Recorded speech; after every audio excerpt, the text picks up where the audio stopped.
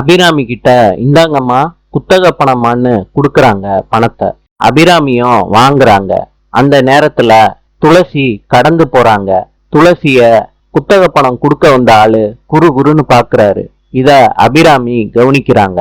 அபிராமி இத பாத்துக்கிட்டு இருந்து கடுப்பாயி அந்த குத்தக பணம் கொடுக்க வந்தவரை அடிக்கிறாங்க. சொல்றாங்க, பாண்டி சவுக்கடு, ஆனா அடிக்கிற அடியில இந்த தப்பு இனிமேட்டு எந்த வீட்லயும் இவன் பண்ணக்கூடாதுன்னு சொல்றாங்க. பாண்டியும் சவுக்கு எடுத்து கொடுக்கறாங்க.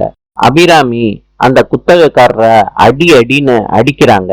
எவ்வளவு தைரியம் இருந்தா என் மருமகளை இப்படி குறு குறுன்னு பாப்பன்னு அந்த குத்தகக்காரரை சொல்லிட்டு அடிக்கிறாங்க அபிராமி. என் மருமகளை பாக்குற அளவுக்கு உனக்கு அவ்வளவு தைரியமான்னு அடி அடின்னு அடிக்கிறாங்க சவுக்கால. சின்ன தம்பி இந்த சத்தம் கேட்டு வீட்டுக்குள்ள வர்றாரு. அம்மா என்ன ஆச்சுமா அப்படின்னு கேக்குறாரு அபிராமிய பார்த்து. சின்ன தம்பி கூட வேலை பாக்குறவங்க சொல்றாங்க, துளசி அம்மாவை தப்பா பாத்திருப்பான் போல. இத கேட்ட உடனே சின்ன தம்பி கோபமாயிடுறாரு.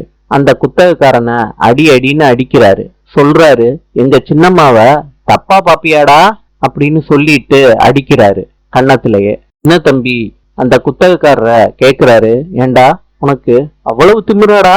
அபிராமி இத பார்த்துட்டு சின்ன தம்பி கிட்ட சொல்றாங்க, இனிமேட்டு துளசிய யாராவது தப்பா பார்த்தாலோ தப்பா நடந்துகிட்டாலோ அங்கேயே அவனை சுட்டு தள்ளிரு, எல்லாத்தையும் நான் பாத்துக்கிறேன்ப்பா அப்படின்னு சொல்லிட்டு துப்பாக்கிய சின்ன தம்பி கிட்ட அபிராமி குடுக்கறாங்க. சின்ன தம்பி துப்பாக்கிய வாங்குறாரு. துளசி நடக்கிறது எல்லாத்தையும் அதிர்ச்சியோட பாக்குறாங்க. சந்திப்போம்.